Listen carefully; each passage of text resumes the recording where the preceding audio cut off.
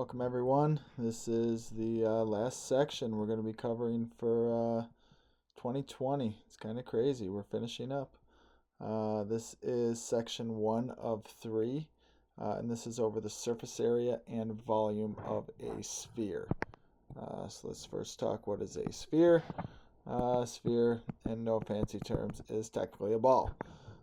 It is all points equal distant from a center point in a three-dimensional figure.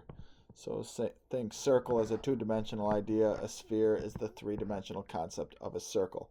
And every sphere has a radius, which is the only measure that's going to be of concern to us. If you're given the diameter, should know to cut the diameter in half to calculate the radius. So here's our two formulas. We have our surface area formula right here. That is how much wrapping paper it would take to cover the ball. Or if you were painting it, it's pretty much the space on the outside, which we measure in squares. And that's kind of how I remember that that's the surface area formula, is it has a square in it. We're measuring it in units squared. Second measurement we're going to take on the sphere is its volume. So if we filled that sphere with water, how much water would go inside of that? That would be the volume. And take note, inside of the volume formula there is a cube, and we measure volume in cubes. Easy way to remember that that's the volume formula.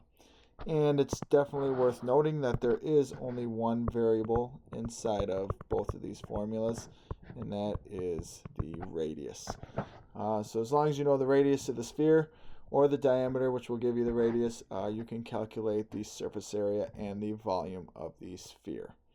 Alright, that is completion of video 1, and next video we'll move on to actually calculating surface areas and volumes of a sphere.